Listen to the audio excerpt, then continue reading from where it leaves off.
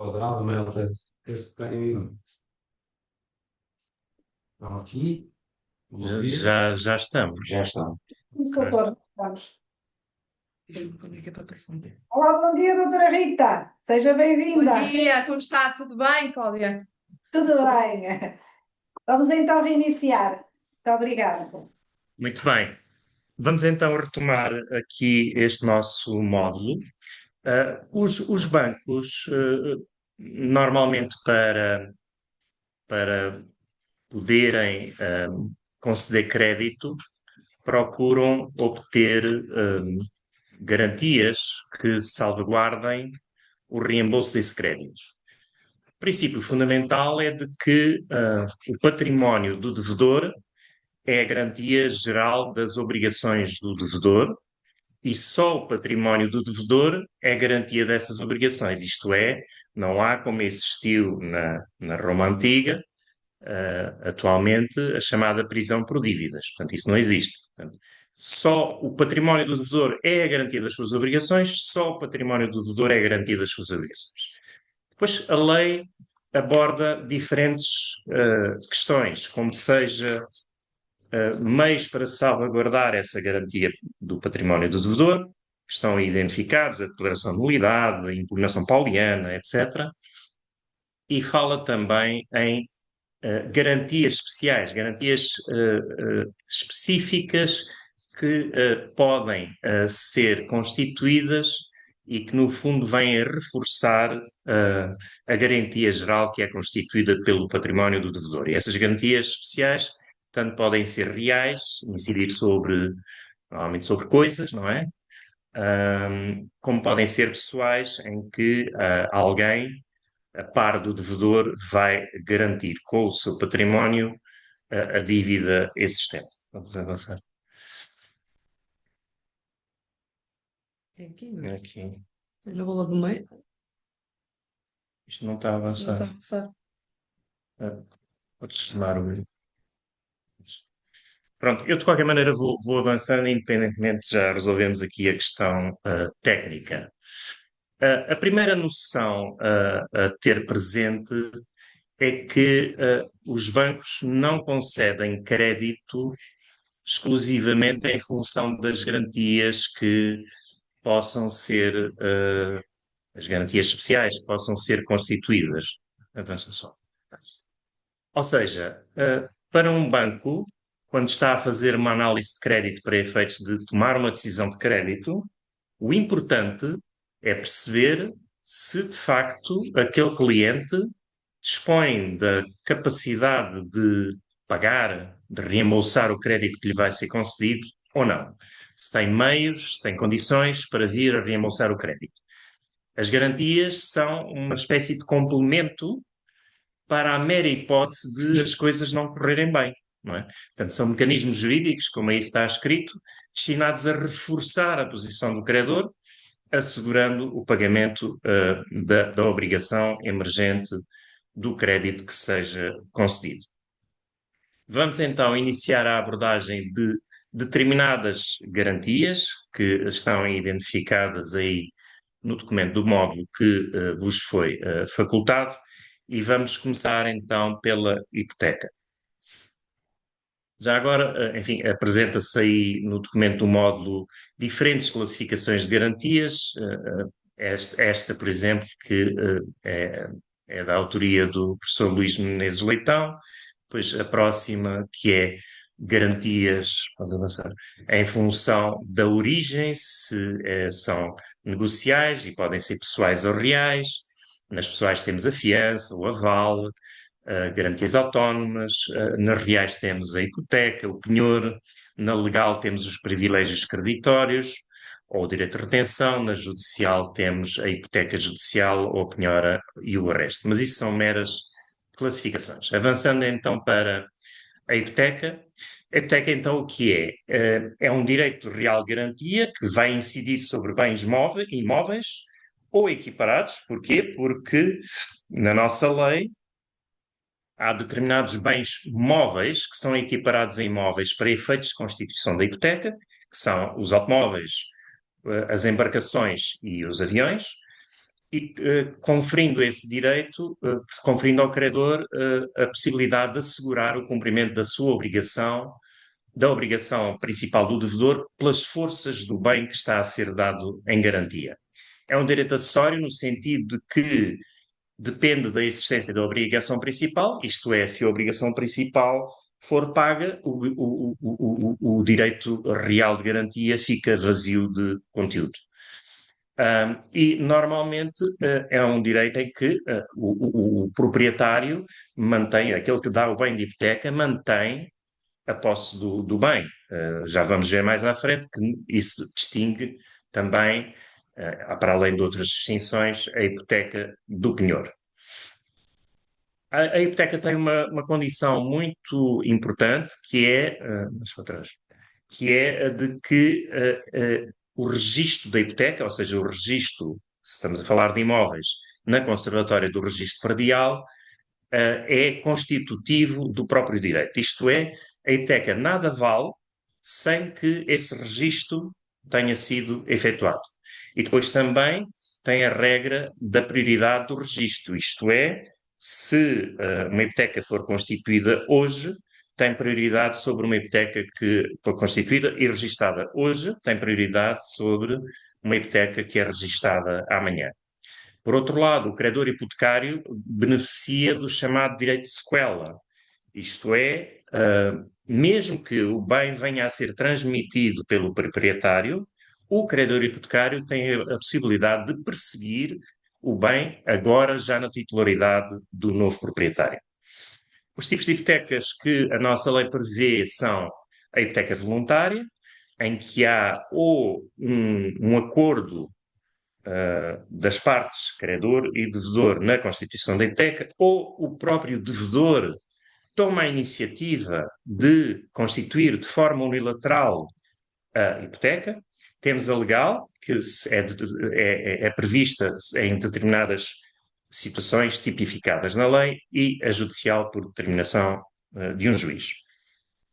Vamos avançar então. Um ponto importante a referir tem a ver com o acórdão de uniformização de jurisprudência número 4 de 2001. No passado não recente, tivemos situações em que os bancos obtinham dos clientes documentos em que o cliente, por exemplo, constituía uma fiança ou uma hipoteca para garantia, e vou utilizar o jargão, das responsabilidades assumidas ou a assumir pelo devedor constituinte da garantia.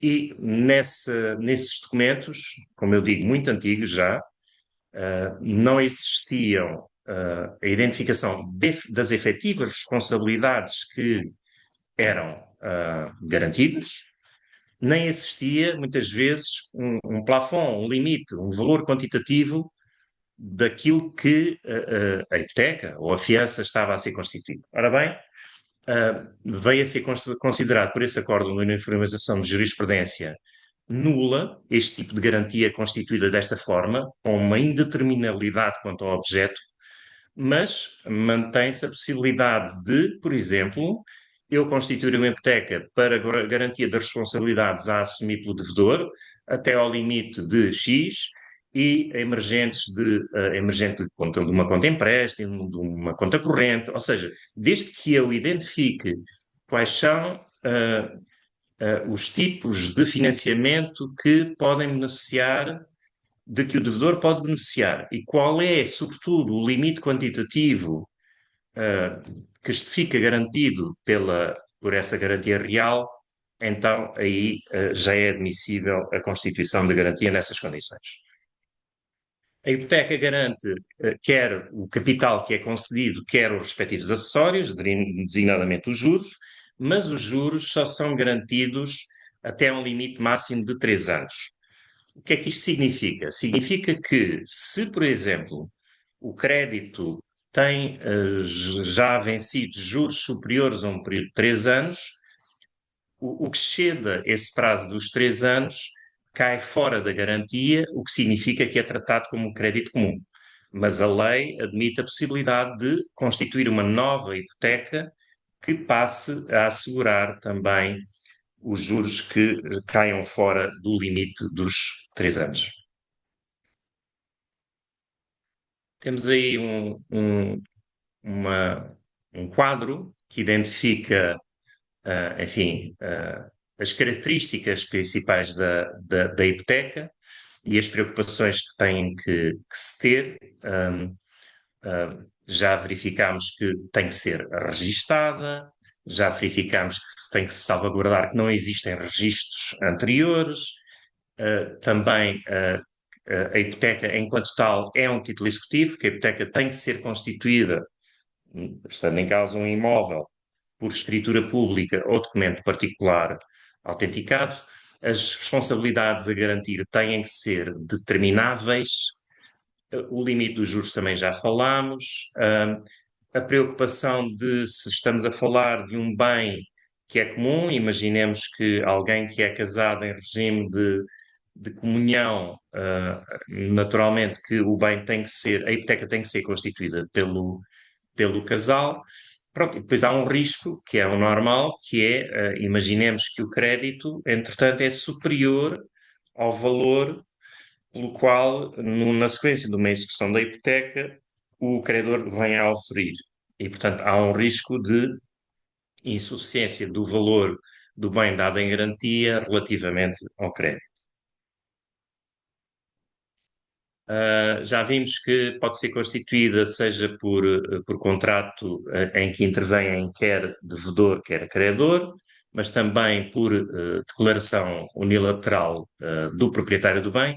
Aqui, por exemplo, temos o caso de situações em que o devedor está em grandes dificuldades no honrar os seus compromissos, no pagamento dos seus créditos, e é o devedor que toma a iniciativa, ainda que com o conhecimento do credor, para constituir uma hipoteca para segurança das suas responsabilidades futuras até um determinado limite, assim reforçando as garantias de que o credor já beneficia.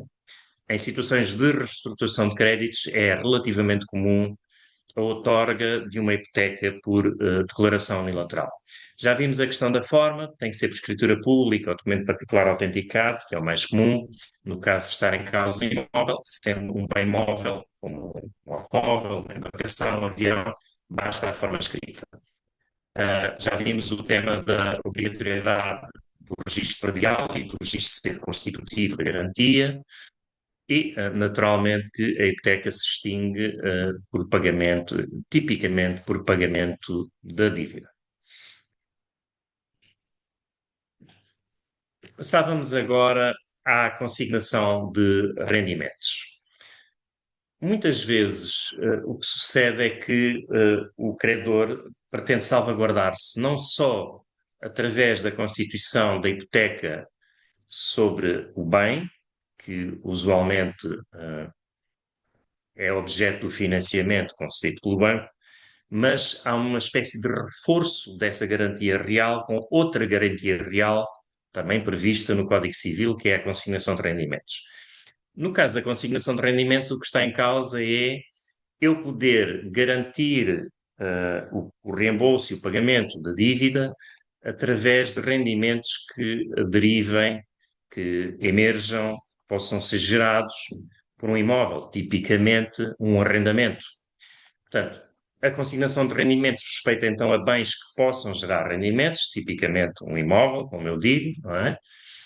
A consignação de rendimentos, para que também possa ser eficaz, carece de ser registada na conservatória do registro predial, e a este propósito há um detalhe curioso, é que a consignação de rendimentos não tem a regra prevista para a hipoteca do limite dos 3 anos de juros e, portanto, quando eu vou a um notário para obter do devedor uma consignação de rendimentos relativamente a um determinado imóvel que gera esse rendimento, o que sucede é que o notário pergunta, então, e quais são o limite de juros que vai ser salvaguardado, vai ser garantido com esta consignação de rendimentos. Por norma, o banco identifica exatamente o mesmo limite de juros que identifica para a hipoteca, mas pode não ser assim. Diferente da consignação de rendimentos, é uma consignação de receitas. Imaginemos que eu tenho, por exemplo, um espetáculo musical e em que quem promove esse espetáculo musical pretende afetar as receitas do espetáculo para pagamento da dívida que contraiu perante o banco para montar o espetáculo. Não é? Ora, isto não é uma consignação de rendimentos no sentido jurídico ou civilístico do termo, é uma consignação de receitas. Temos uma receita adveniente da venda de bilhetes para aquele espetáculo musical e essa receita é consagrada, é dedicada ao pagamento da dívida que existe perante o banco. Já vimos o tema da Constituição, de que muitas vezes é cumulativa com a hipoteca. Naquele exemplo que eu dei há bocado, de uma situação em que o banco concede um financiamento à construção de um imóvel, obtém o imóvel de hipoteca, mas esse imóvel já tem, digamos assim, um destinatário, utilizador, arrendatário para o imóvel. E o arrendatário aceita celebrar um contrato de promessa de arrendamento com o proprietário e o banco salvaguarda desde logo que as rendas do futuro arrendamento, contrato de arrendamento, logo que o imóvel se encontre construído, ficam afetas ao pagamento das responsabilidades que o proprietário assumiu perante o banco. Isso é típico. Passamos então agora a outra garantia real, que é o penhor. O penhor normalmente incide sobre móveis ou direitos, desde que não sejam suscetíveis de hipoteca. Portanto, é por exclusão de partes. Tudo aquilo que não for ou não puder ser alvo de hipoteca pode ser alvo de... Estamos a falar de coisas ou direitos relacionados com coisas. É alvo de um penhor. Portanto, confere ao credor um direito de preferência no pagamento do crédito. Atenção que eu posso, por exemplo, ter um penhor que posso ter vários penhores sobre a mesma coisa. Imaginemos um penhor de ações representativas do capital social de uma sociedade. Eu posso ter um primeiro penhor, posso ter um segundo penhor a favor do mesmo credor ou de credor diferente, e depois tudo se passa pela ordem de prioridade que exista relativamente ao penhor. Tem que ser uma coisa certa e alienável. Portanto, não é possível o penhor de universalidades salvo estabelecimentos comerciais, e a este propósito, estabelecimentos comerciais com imóveis. Diria que é também relativamente comum, por exemplo, se eu concedo um crédito para, vamos voltar ao mesmo exemplo, a construção de um edifício destinado a um estabelecimento hoteleiro, é vulgar o banco exigir do promotor, que está a refazer essa reconstrução para afetação ao hotel, que o estabelecimento hoteleiro que vai ser instalado nesse imóvel seja alvo de um penhor de estabelecimento. E já veremos os requisitos que esse penhor de estabelecimento tem que ter um bocadinho mais à frente. O penhor, tanto pode ser constituído quer pelo devedor principal da obrigação, quer por um qualquer terceiro, e por norma, o penhor exige o desapossamento da coisa, isto é, o proprietário fica sem a coisa e essa coisa é entregue ao credor, ok? Temos exceções, por exemplo, o penhor bancário, também por uma legislação muito antiga, não exige o desapossamento, mas exige outras coisas que vamos ver então agora adiante. O penhor, então, relativamente, que é constituído sobre uma determinada coisa, confere o direito de preferência pelas forças dessa coisa perante outros credores. é também acessório, isto é, só existe enquanto houver uma obrigação que garanta. Normalmente existe o desapossamento, mas a posse que o credor ganha do bem dado em penhor é uma posse em nome de outrem, ele não é um possuidor em nome próprio, é um simples detentor, e prevê-se então a possibilidade, sobretudo nos créditos bancários, de não haver desapossamento. Nos penhores bancários, seja um penhor de uma conta de depósito a prazo, ou um penhor de um estabelecimento comercial, o penhor constituído a favor do banco, é isso que eu quero dizer.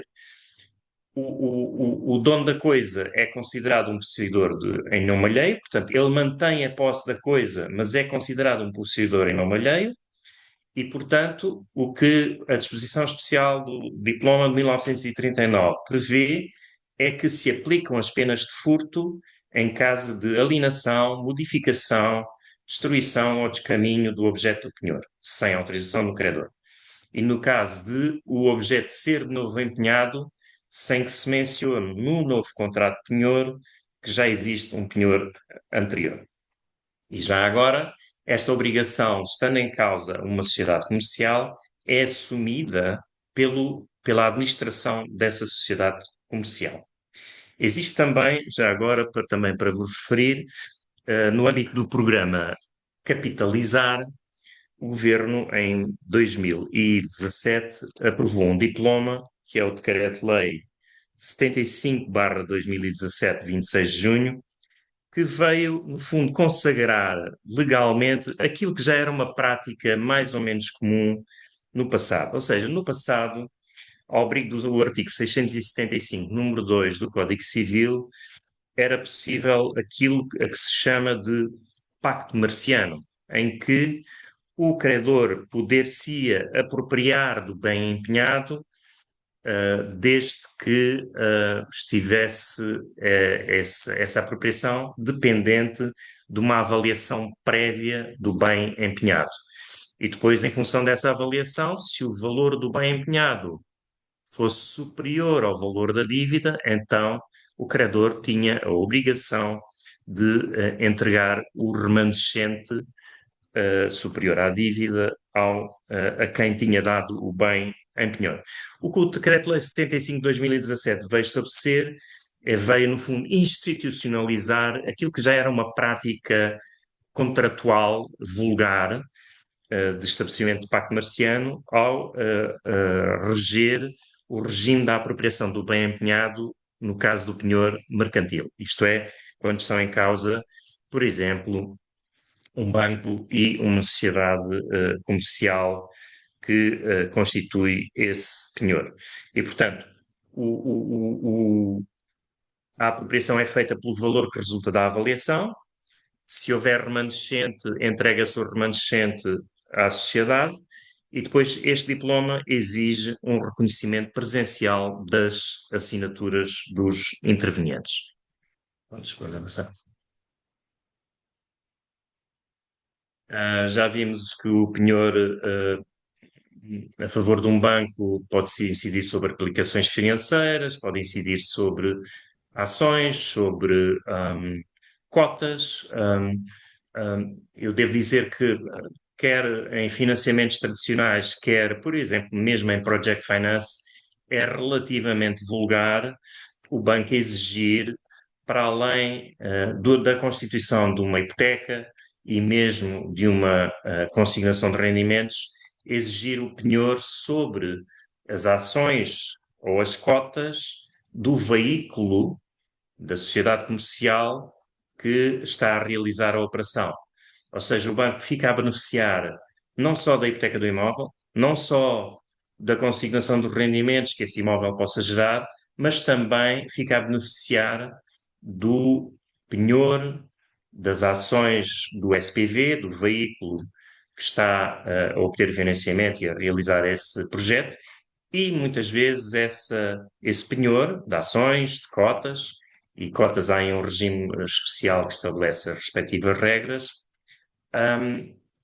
muitas vezes, ou quase sempre, esse penhor de ações ou cotas vem acompanhado de uma procuração irrevogável a favor do banco para efeitos de, em caso de incumprimento, poder vir a apropriar-se das ações ou das cotas, seguindo sempre a regra do regime do dito Decreto-Lei 75 de 2017. Porquê é que eu estou a dizer tudo isto? Porque a nossa lei civil estabelece uma regra fundamental que é a da proibição do pacto comissório, que está prevista para a hipoteca, mas que é também aplicável ao penhor. Ou seja, por norma, é nula a convenção pela qual o credor fará sua a coisa honorada no caso do devedor não cumprir.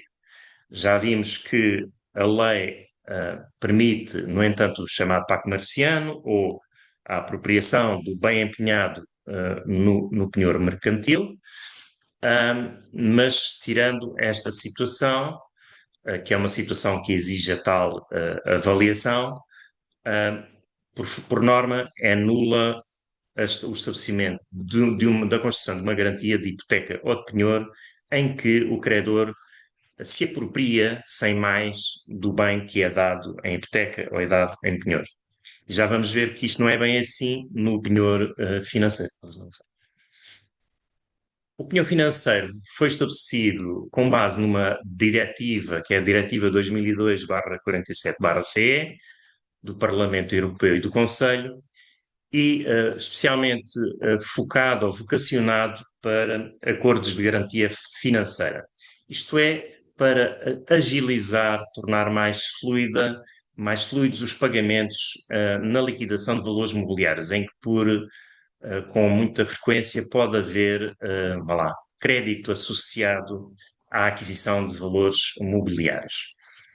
Tem vindo a ser utilizado pelos nossos bancos fora desse quadro, mas sobretudo associado, por exemplo, a financiamento imobiliário, em que, lá está, como eu referi há pouco, o SPV, que é representado por ações que representam o capital social dessa sociedade, essas ações são dadas em penhor financeiro pela sociedade, ou melhor, pela sociedade que é titular das ações. Vamos supor que temos uma sociedade mãe, holding, que é titular das ações da totalidade das ações sobre o SPV. Então, a sociedade mãe dá de penhor financeiro essas ações a favor do banco para reforço das garantias de que o banco já beneficia, designadamente a hipoteca do imóvel. Bom, estando em causa, de um lado, uma instituição de crédito, do outro lado, uma sociedade, a tal holding. Então, neste caso, numa situação de incumprimento, o banco pode apropriar-se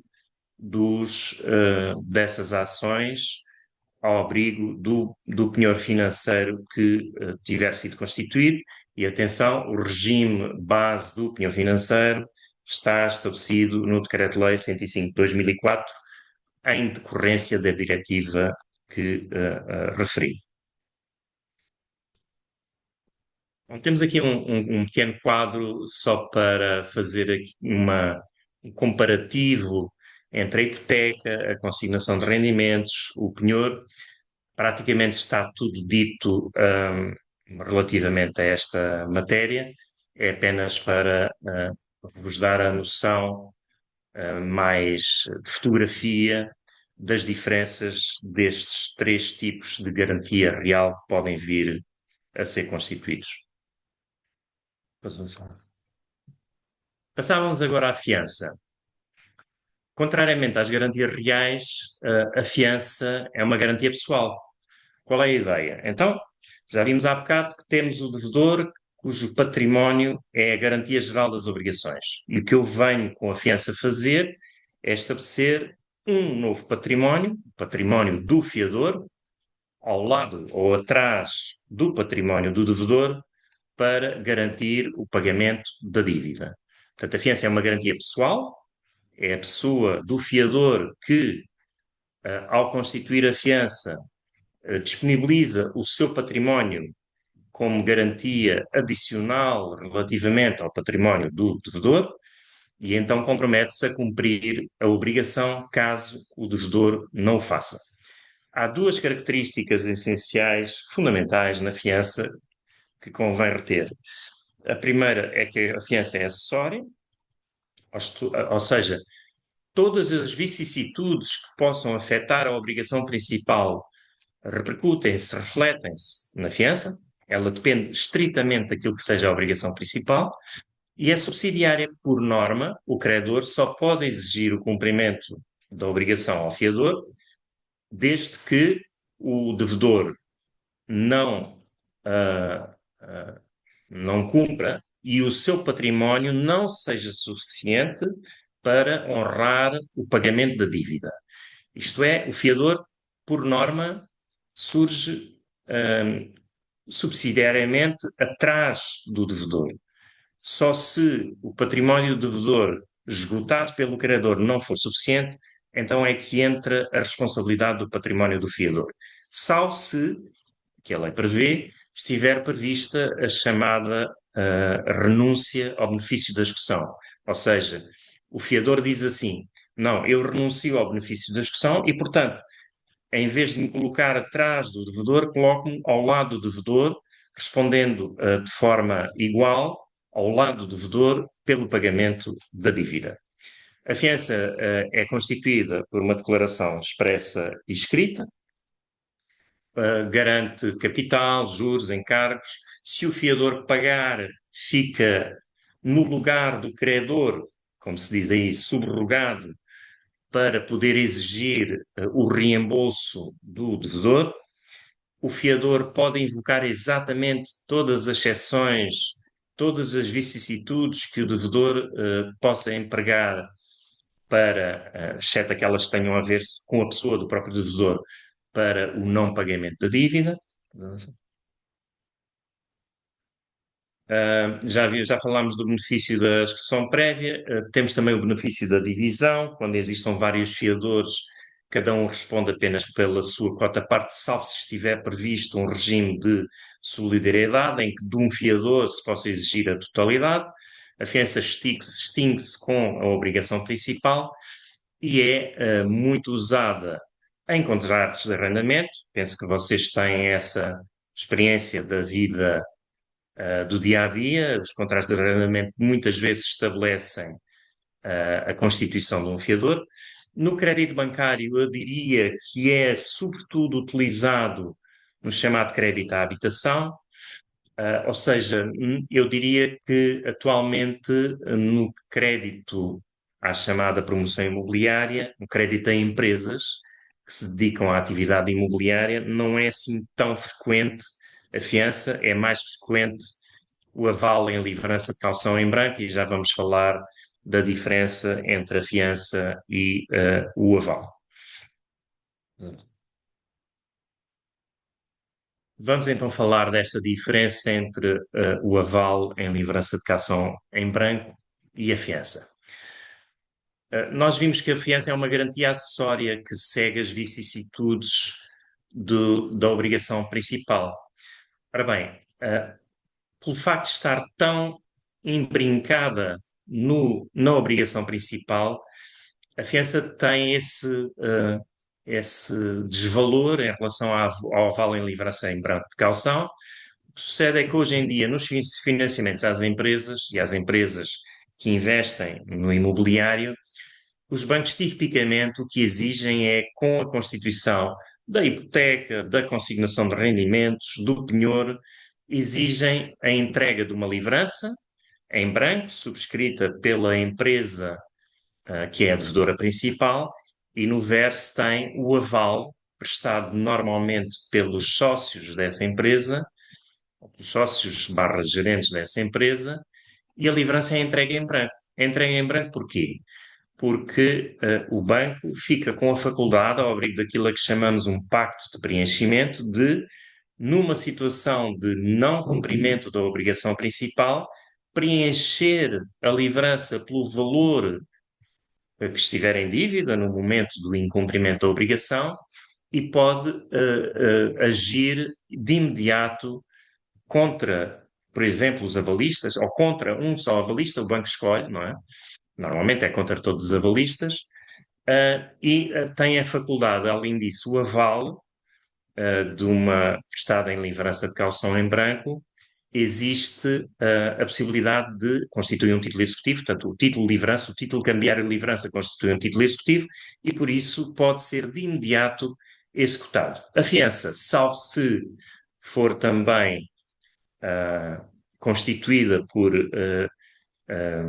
escritura pública, normalmente, para além de poder ter o tema das vicissitudes do devedor principal poderem ser invocadas pelo fiador, pode ter o tema de não haver o benefício da execução prévia, ou de haver o benefício da execução prévia, portanto, o aval numa livrança de calção em branco é um mecanismo muito mais ágil para o banco do que é uma fiança. Temos aí mais algumas distinções entre fiança e aval. Eu sublinharia esse risco jurídico, enquanto que a fiança está limitada pela acessoriedade relativamente à obrigação principal, o aval é prestado num título que, portanto, é literal, é aquele título cambiário e desde que o banco cumpra o pacto de preenchimento, ou seja, não preencha abusivamente a livrança, pode imediatamente executar os avalistas e assim cobrar-se do seu crédito. Eu passava agora também à chamada garantia autónoma on first demand. E queria só dizer uma coisa relativamente a este tema. Portanto, isto é uma garantia que é prestada pelo banco. Há aqui uma relação triangular. Eu tenho o cliente que celebra um contrato para a prestação da garantia com o banco e depois o banco presta essa garantia na sequência do pedido do cliente ao beneficiário da garantia. Okay? O que é que sucede? No passado, estas garantias prestadas por bancos, neste modelo triangular, podiam ser garantias muito semelhantes à fiança, isto é, podia eventualmente o banco salvaguardar-se mediante verificação de se de facto a obrigação principal tinha ou não tinha sido cumprida, se o devedor principal podia ou não invocar qualquer tipo de exceções perante o seu credor, o tal beneficiário da garantia.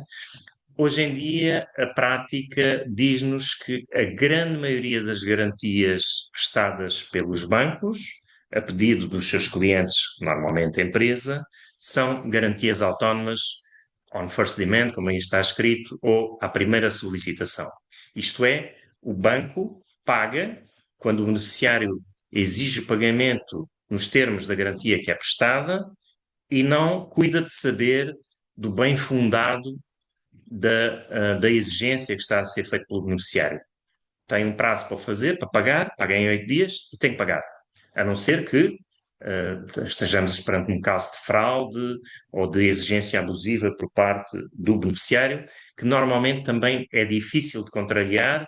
Já vi situações em que bancos procuram evitar o pagamento da garantia autónoma que é acionada mediante a propositura de procedimentos cautelares para suscitar a exigência do beneficiário, mas não é fácil estar a fazer ou ter vencimento nesse tipo de procedimento. A garantia bancária autónoma não é algo que esteja previsto no nosso Código Civil, é algo que é prestado ao abrigo da autonomia privada, da regra geral da autonomia privada prevista no artigo 405 do Código Civil, e bebe muito dos usos bancários internacionais, designadamente dessa Uniform Rules de Demand Guarantees, no 758 da Câmara de Comércio Internacional. Portanto, há uma característica essencial da garantia autónoma, ela é completamente independente da obrigação principal, não depende da validade ou da existência da obrigação principal. O garante, ou seja, o banco, normalmente não pode invocar exceções relativas à relação principal. O que há que fazer é cumprir estritamente as regras que vêm previstas no próprio texto da garantia. Ou seja, normalmente o texto da garantia diz que o banco paga no prazo de X dias após a solicitação feita pelo beneficiário de garantia, não tendo que cuidar do bem fundado dessa solicitação. Normalmente é feita através de uma carta ou de uma declaração da parte do banco. O banco paga, então, mediante a simples declaração de incumprimento do beneficiário e paga imediatamente e sem sujeição a qualquer condição. Depois de pagar, o banco, ao abrigo da tal relação com o cliente que lhe pediu a garantia, pode exigir, em direito de regresso, o valor que haja pago ao beneficiário.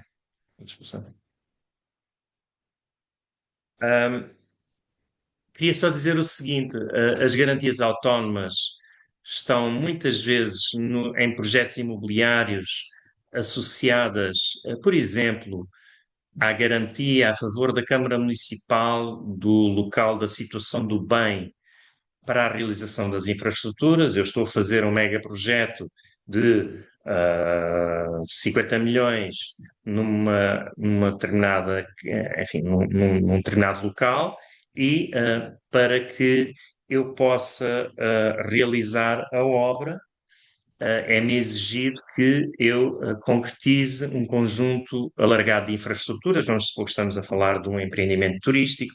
Eu tenho que fazer os arruamentos, os passeios, as condutas de água, luz, gás, a estação elevatória da água, a estação de tratamento de águas residuais, e a Câmara obriga-me a fazer ao abrigo do alvará, do loteamento que seja emitido, obriga-me a fazer essas infraestruturas, e a Câmara, para que se possa salvaguardar que eu efetivamente as faço, exige a prestação de uma garantia bancária, e então é nessa situação que o banco emite uma garantia bancária que, por vezes, fica vigente durante larguíssimos anos, porque estamos a falar muitas vezes de projetos que demoram muito tempo a concretizar ou que, inclusive, são concretizados por fases. Portanto, temos aí um quadrinho que identifica as diferenças da fiança em relação à garantia autónoma. A garantia autónoma é independente, não é acessória como a fiança, é à primeira solicitação. No caso da fiança, tem que se evidenciar o incumprimento do devedor. Não há possibilidade de opor exceções na garantia autónoma. O fiador pode sempre invocá-las. O suporte legal para uma garantia autónoma é o princípio da autonomia privada e não o regime da fiança que vem previsto no Código Civil, e a eficácia de uma garantia autónoma, como compreendem, é elevadíssima face a uma fiança. Bom, eu agora passava a isto que se chama impropriamente garantia, mas que não é uma garantia, aquilo que se chama uma carta de conforto. Porque é que as empresas, por vezes, emitem aquilo que nós chamamos de cartas de conforto, que são uma espécie de garantias atípicas ou aparentes, não é?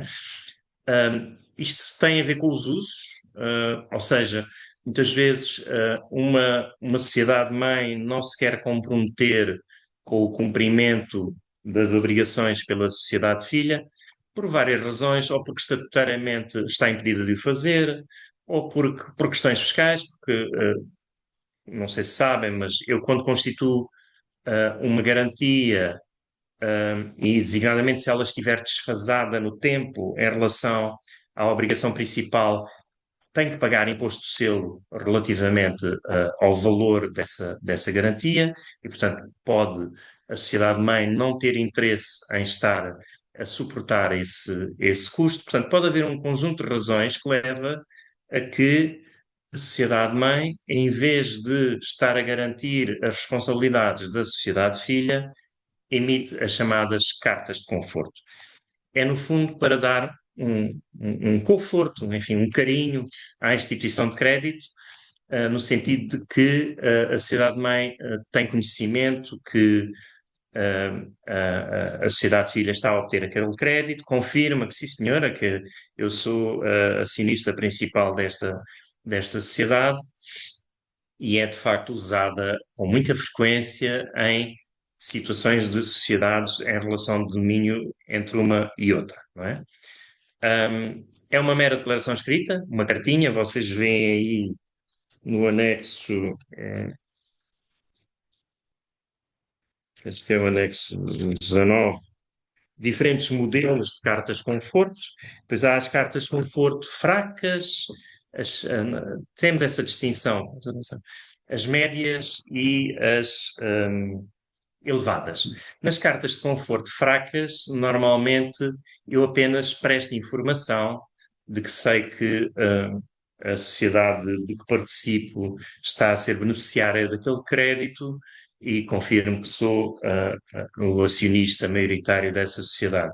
Na sociedade média, melhor, na carta conforto de média, eu já tenho mais qualquer coisa, em que a sociedade-mãe diz, sim senhora, eu obrigo-me, eu vou procurar reunir todos os meios para que a minha sociedade-filha possa cumprir as obrigações. Na carta de conforto forte, então aí, na prática, é uma fiança encapotada, porque eu digo que se a minha sociedade-filha não pagar, então eu honro o compromisso. Na prática, isso acaba por ser uma garantia pessoal, uma fiança encapotada.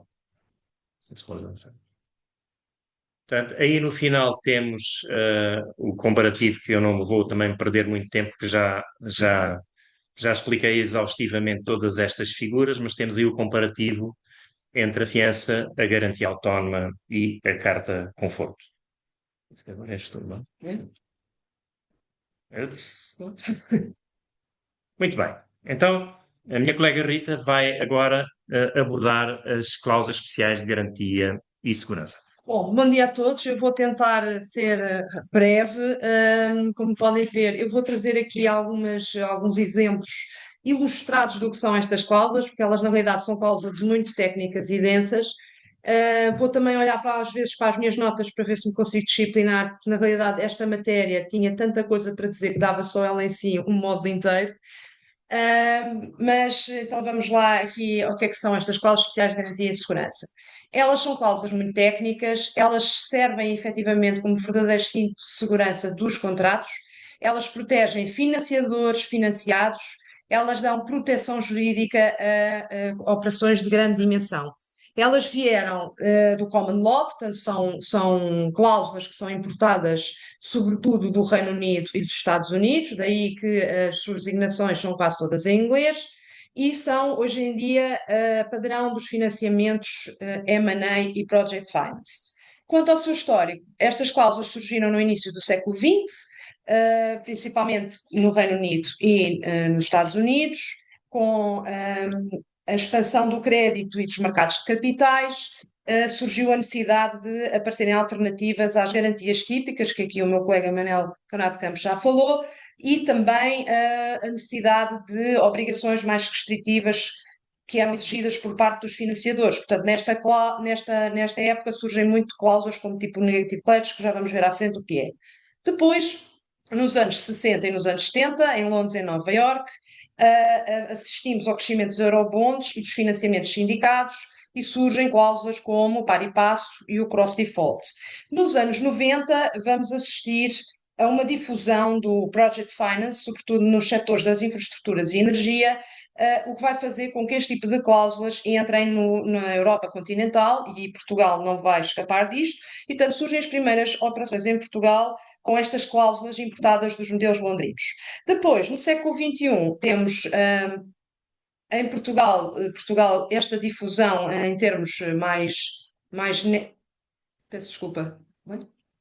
Em termos mais gerais, sobretudo por causa da União Europeia, Estas cláusulas deixam de ser exóticas, passam a fazer parte do bloco contratual usual, sobretudo em operações, contratos de M&A, private equity e financiamento imobiliário, e por isso aqui esta ilustração, neste caso concreto, estamos a assinar um acordo de investimento e parasocial, em que temos vários investidores que entram para a sociedade unicórnio e, portanto, vamos imaginar que aqueles papelinhos que estão lá em cima da mesa estão cheios deste tipo de cláusulas.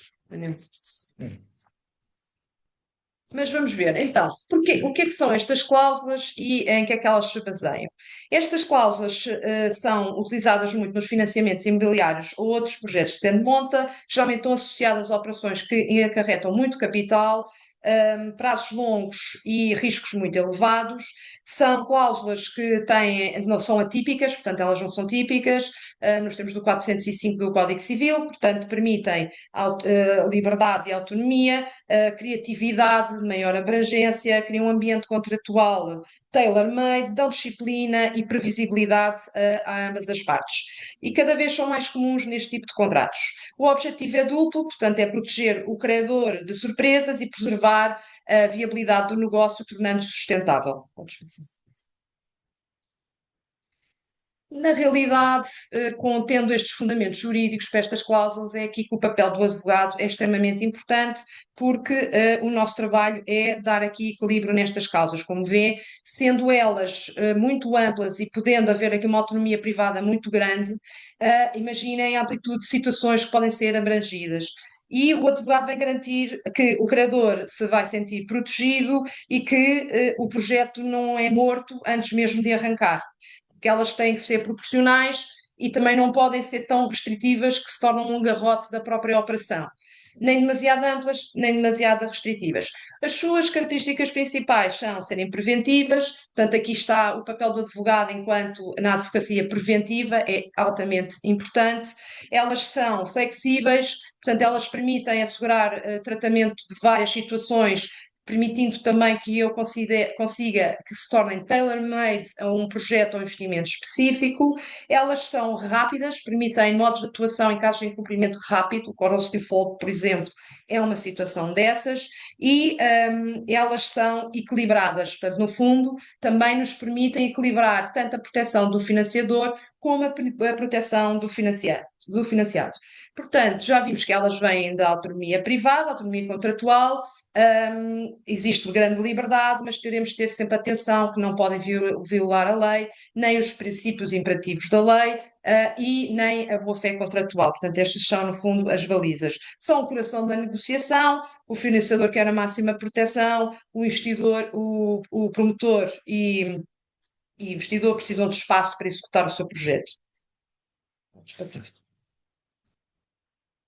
Ora bem, aqui temos um quadro com aquelas que nós consideramos as principais cláusulas especiais de garantia e segurança, onde temos aqui o conceito e as características delas.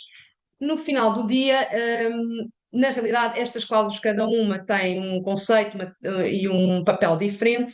O que nós fizemos aqui foi, vamos falar em cada uma delas em específico. Eu vou trazer uns slides a seguir, um exemplo ilustrado para cada uma delas, para tornar isto mais dinâmico e, no fundo, para vocês reterem mais facilmente o que é que está em causa em termos do conceito, mas no anexo 20, que está nas páginas 109 a 141, eu agrupei estas cláusulas por 6 famílias, porque elas, na realidade, consoante as características comuns que têm, muitas delas agrupam-se em famílias. Estas famílias são, a primeira família é cláusulas de inaliabilidade, consegui dizer isto à primeira, isto não é fácil, controle de agora não consigo dizer esta, analiação, peço desculpa a todos, onde vamos incluir negative pledge, standstill comercial, o ownership e o change of control. Temos as cláusulas de controle e proteção do credor, onde entram os covenants financeiros, material adverse change, step-in rights. Temos cláusulas de interligação e propagação de incumprimento, efeito dominó, entram os cross defaults e os cross focus. Temos cláusulas de liquidez e saída, mecanismos de saída e liquidez patrimonial. Temos o drag along, o tag along, cláusulas de put e call option. E temos também cláusulas de igualdade e prioridade, de equilíbrio entre os credores, que é par e passo, cash sweep, e cláusulas de bloqueio e estabilidade, neste caso lockup. Lockup, lá está, é uma subespécie do change of control, portanto, depois há famílias que se cruzam. que se casam entre si, e o deadlock, que são mecanismos para resolver desbloqueios. Portanto, como podem ver, cada família tem uma lógica comum e eu segui essa lógica comum depois nos anexos, onde vocês vão encontrar exemplos práticos de como redigir estas cláusulas, os conceitos e tudo o que necessitam de verificar quando estão a elaborar as ditas cláusulas. Vamos então ver uma por uma. Cross default. Ora bem, o cross default, podes passar.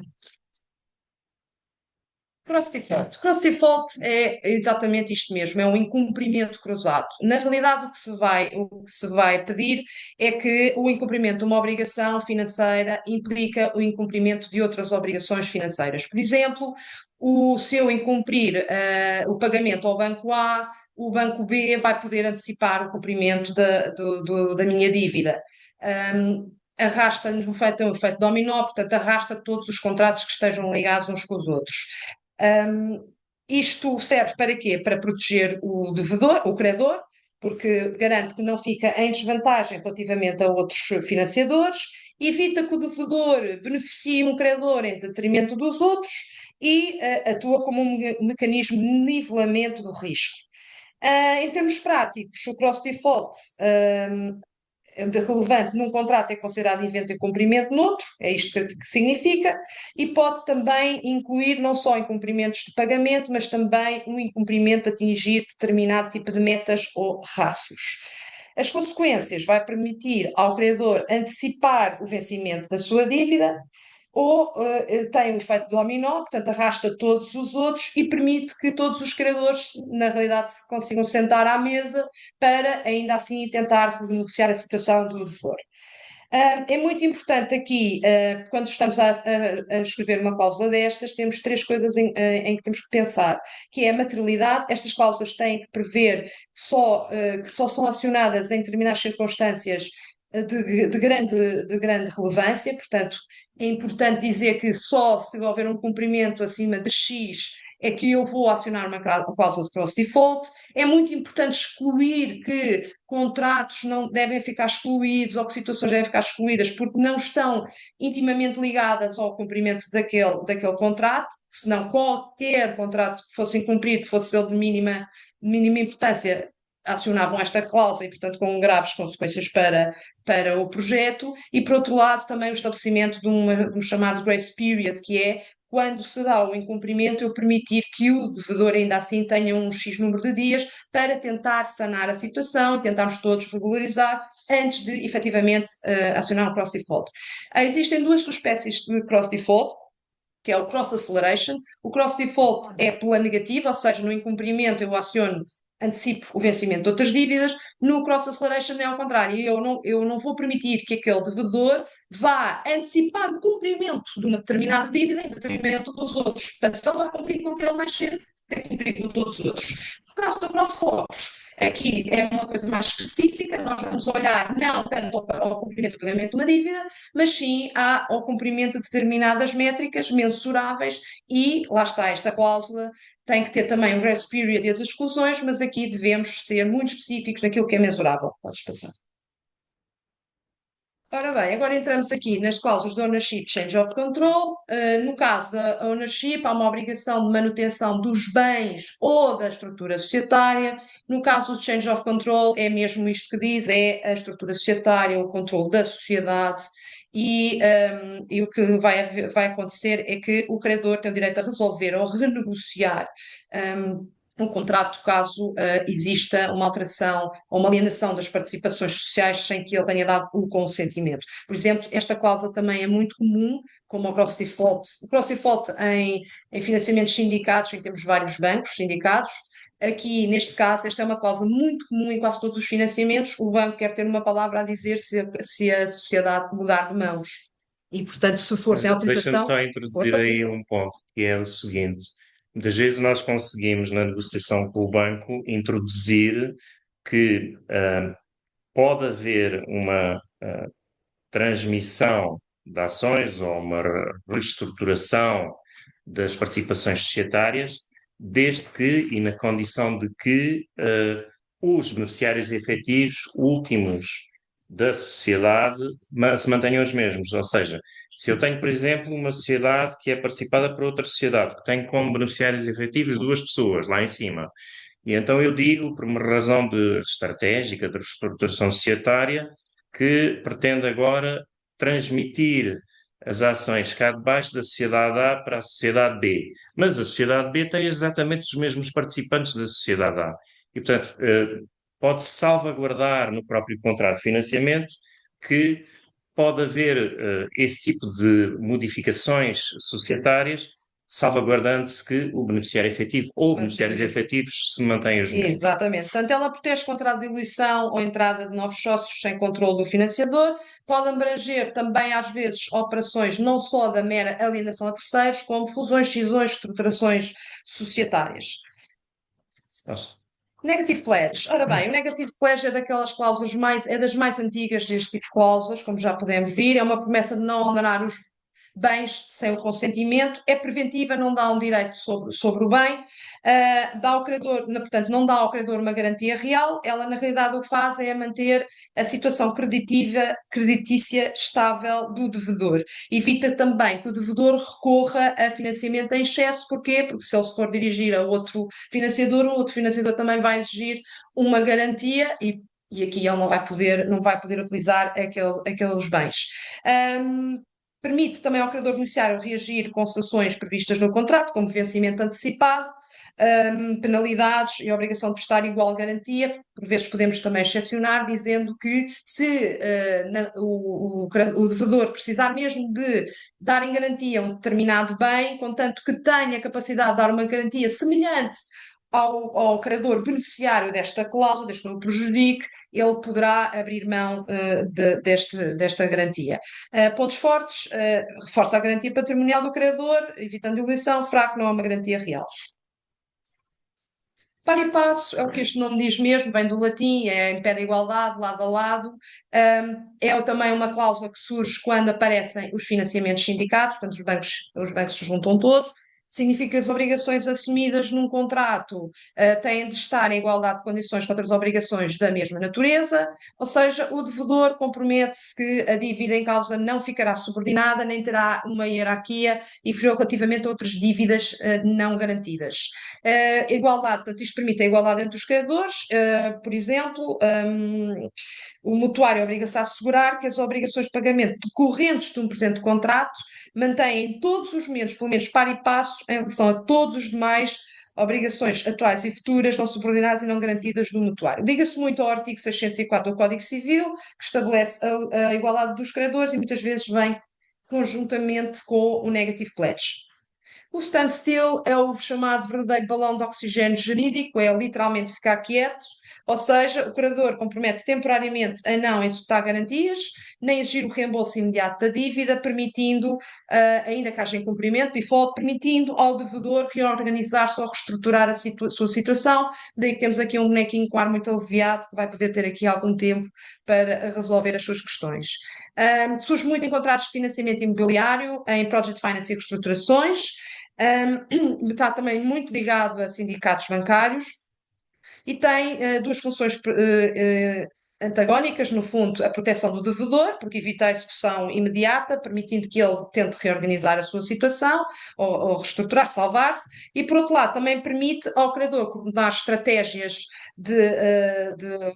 com outros financiadores, de forma também a reorganizarem o financiamento. E, no entanto, também não significa que extinga a aplicação das cláusulas de incumprimento das consequências, porque o que ela faz é meramente suspender essas consequências, porque existe aqui um período que é definido, entre o qual se aplica o standstill, e se esse período expirar e não se conseguir salvar este devedor, na verdade o que vai acontecer é que as consequências vão ser aplicadas.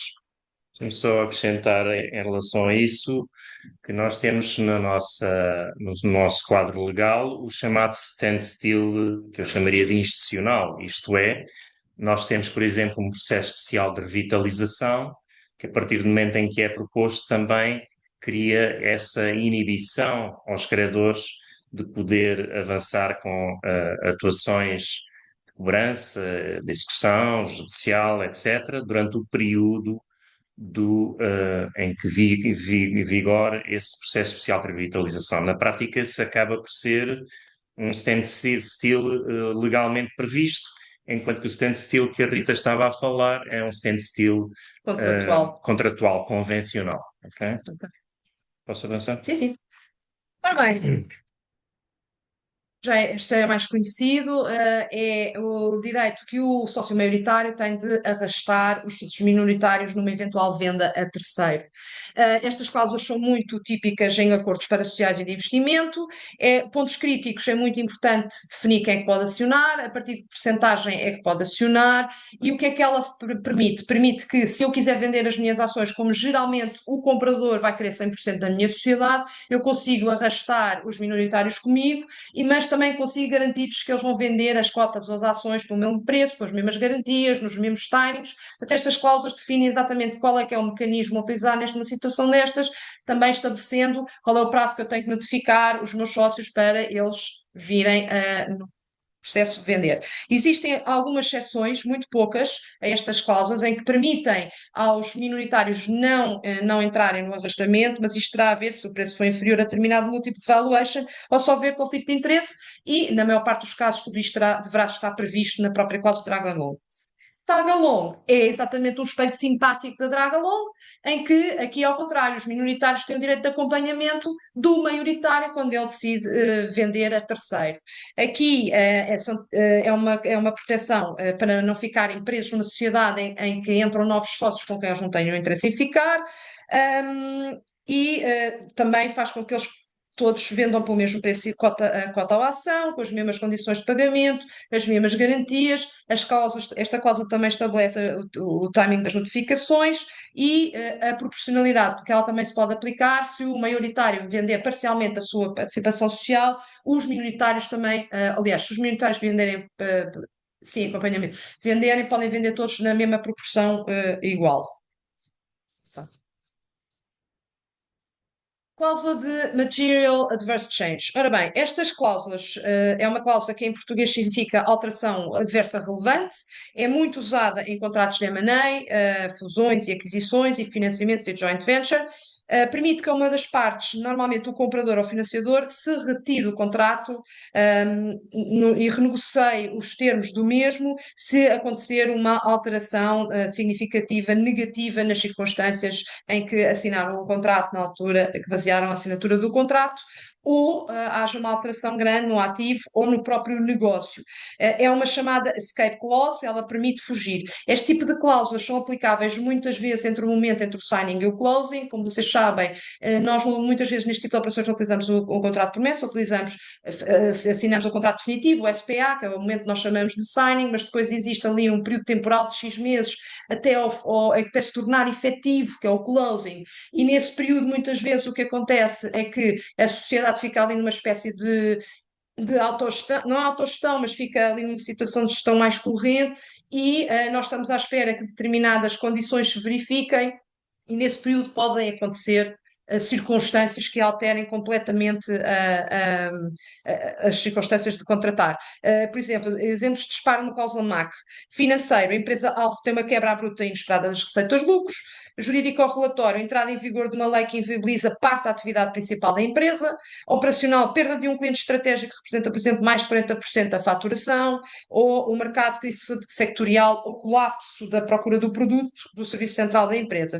Características muito importantes. Estas cláusulas são muitas vezes vagas por natureza, porque não estão tipificadas de forma rígida, o que é um problema que gera muitas discussões se efetivamente ocorreu a causa da desaliteração das circunstâncias ou não. Se negociada, devem ser negociadas ao detalhe e são um instrumento de proteção do comprador financiador. Aqui? Sim.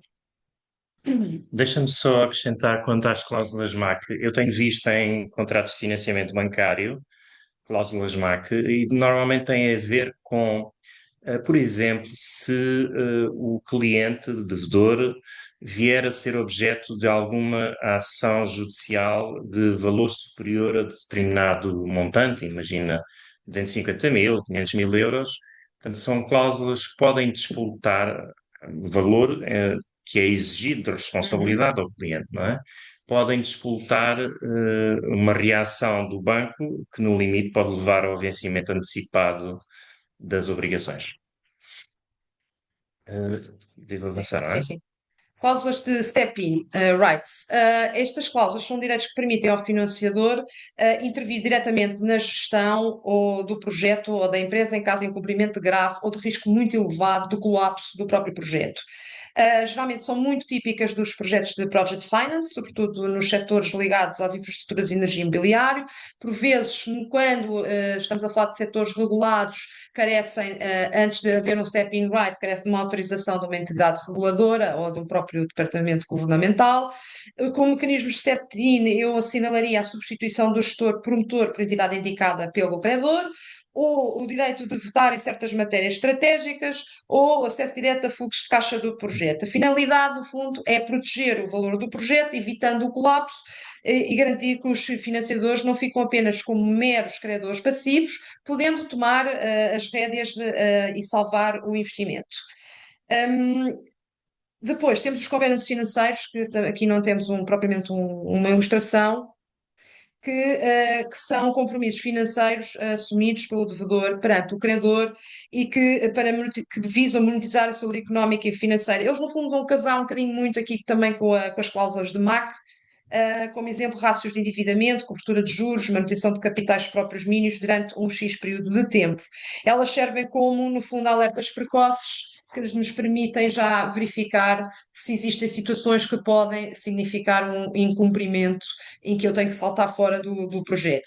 Em termos de covenants, podemos ter affirmative covenants, que é obrigações de fazer, como entregar contas auditadas, manter seguros. Negative covenants, que é obrigações de não fazer, não contrair dívida acima de certo nível, não distribuir dividendos de autorização.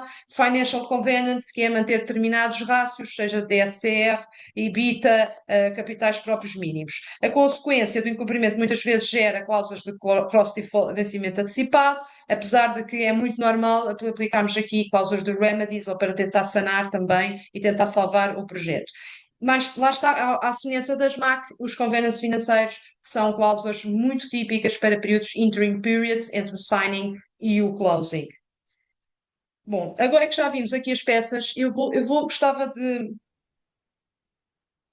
Queres dizer aqui? Está bem, passo isto para o final. Tinha aqui, depois pode ficar no fim. Vamos adiantar. Sim, já estamos. Mas eu tenho aqui mais umas coisinhas na manga. Vou falar um bocado rápido, não sabia se tinha muito tempo. Bom, cumprimento, temos várias consequências, como já vimos, podemos ter, quando um incumprimento de uma determinada cláusula aciona várias consequências típicas do incumprimento, das cláusulas especiais de garantia, podemos ter aqui uma coisa que eu chamo toolkit, que no fundo é uma caixa de ferramentas toda utilizada, poderá vir salvar ou proteger os direitos dos credores financiadores. Na realidade, este gráfico que eu coloquei aqui é só para termos uma noção visual daquilo que pode ser mais gravoso ou menos gravoso dentro daquelas que são as consequências que nós selecionamos para atípicas do incumprimento das cláusulas. Temos o vencimento antecipado da dívida, que é muitas vezes ativado pelo cross-default e covenants financeiros e pelas cláusulas MAC, e torna imediatamente exigível a totalidade do financiamento. Temos a resolução do contrato, estas são mais gravosas, normal e mútuos e contratos de financiamento, portanto, gera a restituição imediata de todas as quantias em dívidas. Temos indenização por perdas e danos, quando o incumprimento causa prejuízos diretos ao investidor credor e acresce ao vencimento antecipado. Temos a venda ou compra forçada das participações, portanto não é tão gravosa, ativada em acordos parciais como o drag-along, tag-along, opções de compra e venda, suspensão de desembolsos em financiamentos faseados, que são muito provocados por cláusulas MAC ou convênios e permitem suspender novas tranches de financiamento até uma regularização e, portanto, daí que é a menos gravosa de todas elas. Podes passar. Ok. Portanto, o que é importante reter aqui?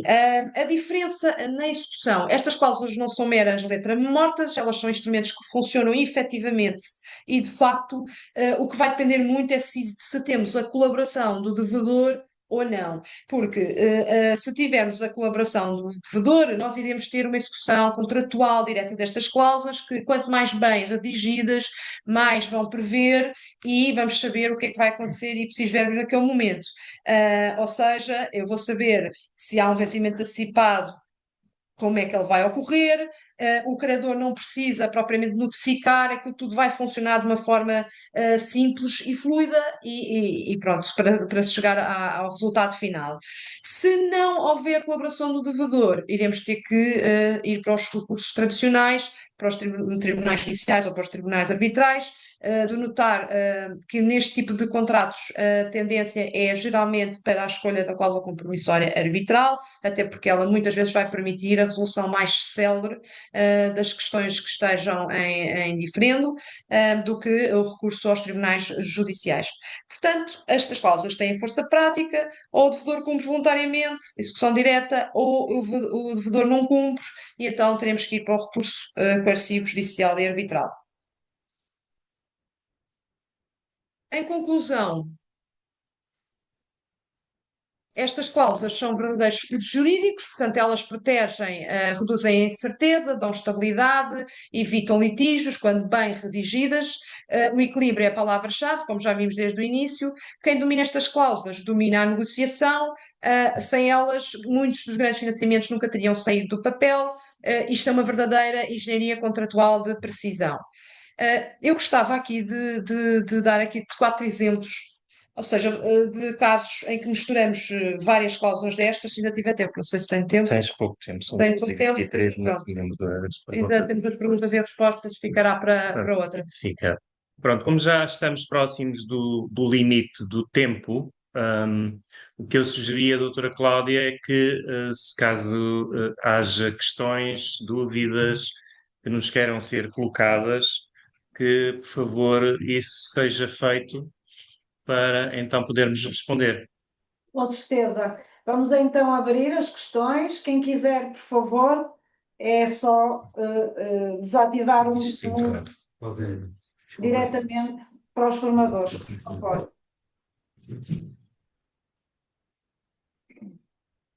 Alguma questão?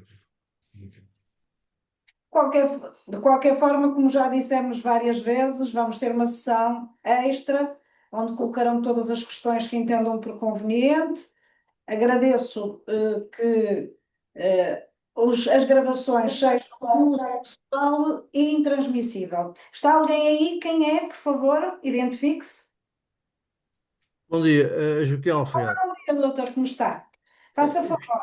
Eu gostava de saber se, pronto, para conseguir adquirir um imóvel, se, pronto, eu tenho um crédito de habitação, mas se há algum banco que possa fazer um financiamento no sentido de atrasar 24 meses ou 36 meses no início do pagamento de prestações, ou pelo menos,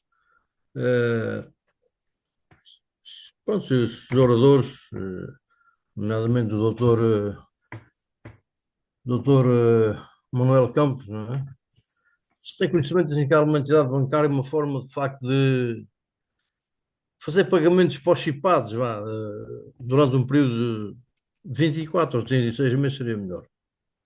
Deixe-me só dizer-lhe o seguinte, portanto, à partida, estamos a falar de um empréstimo à habitação, normal, não é? Pronto, à partida Segunda habitação, segunda. é irrelevante. Portanto, estamos a falar de um empréstimo à habitação a um particular, não é? A um consumidor, se quiser assim. Sim. Nessa situação, de duas uma, ou o particular consumidor que beneficia desse empréstimo efetua o pagamento pontual nos momentos de vencimento das suas prestações, ou no caso de ter dificuldades em efetuar os pagamentos, o particular pode sempre dirigir-se ao banco no sentido de procurar reestruturar o crédito. Okay? E o banco, mesmo que o particular não tome essa iniciativa, se o banco se confronta com uma situação de não pagamento de prestações, o banco está obrigado, ao abrigo de regimes legais que estão em vigor, o PARI, o PARCIF, são regimes legais próprios que obrigam o banco a ter determinado uma espécie de script, uma espécie de guião no sentido de procurar, junto do devedor, encontrar uma forma de permitir que o devedor honre, cumpra as suas obrigações. Portanto, é mesmo uma questão de diálogo. Ou é o particular consumidor que toma a iniciativa de se dirigir ao banco para procurar renegociar o seu crédito, ou é o banco que, confrontado com uma situação de incumprimento, procura seguir o script que lhe é imposto legalmente para que essa situação de incumprimento deixe de existir. Pois, se calhar não me exprimi bem. É logo de início, no contrato, fazer um acordo do pagamento das primeiras prestações serem feitas postecipadas ao fim de 30, o seu início ser ao fim de 36 meses. Mas isso é uma questão de negociação, portanto, isso tem a ver com, desde logo com a gênese do próprio contrato de crédito. Ou seja, é uma questão de negociar com o banco as condições em que o crédito será concedido e em que os reembolsos se iniciarão.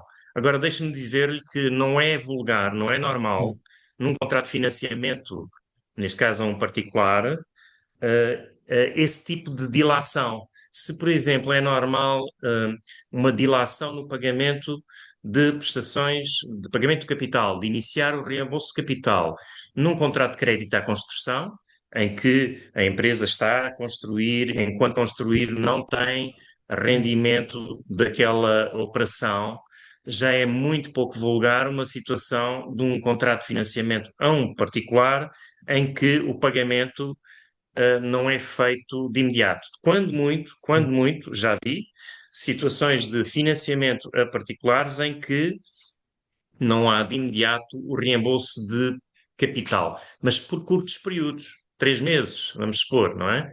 Agora, uma situação de dilação no início do reembolso de capital de 24 meses, nunca vi. Aconteceu, deixa-me só aqui completar o raciocínio do Manuel. Aconteceu um pouco sem microfone, mas penso que me ouvem. Aconteceu há uns anos quando todos sofremos com as taxas das subidas de juros, não é? Portanto, vários bancos comerciais viram a taxa de esforço dos seus clientes subir exponencialmente e para, de alguma forma, não entrarem em cumprimento, não haver default, vieram propor a renegociação com um período de carência, não é? Mas isto foi um período específico em que os bancos adotaram de facto estas políticas. Hoje, por exemplo, já é muito difícil conseguir contrair um crédito de habitação com esse período de carência. O que os bancos propõem, por exemplo, é um período de carência da amortização de capital, mas com pagamento logo de juros. Portanto, a prestação no início é um bocadinho mais reduzida e depois, a partir do segundo, terceiro, mais curto. Ok. Mas isto é o que hoje em dia nos aparece. Há 3, 4 anos atrás, de facto, houve bancos que permitiam uma carência de amortização de capital mais juros por um período de tempo, efetivamente, para que as pessoas pudessem cumprir e não incumprir os Está financiamentos. bem, Ricardo, mas isso é uma situação de renegociação, é uma situação excepcional, foram circunstâncias excepcionais. O que o Sr. Joaquim Alfaiate aparentemente está a transmitir é: eu quero de gênese, de origem, no momento da contratação do crédito, beneficiar deste regime. Difícil. Talvez conseguindo negociar, não amortizar logo tudo e amortizar só os juros num período Sim, de mas tempo é um período curto. Claro, curto, exatamente. Obrigada, Ok. muito obrigada. Obrigado. Alguém quer colocar mais alguma questão? Por favor.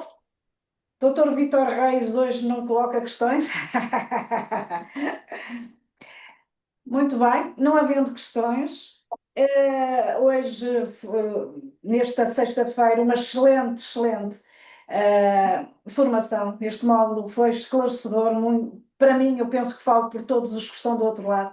Foi excelente. Coordenado aqui com o meu amigo já há muitos anos, o Dr. Manuel Camarado Campos, de quem tenho uma estima enormíssima.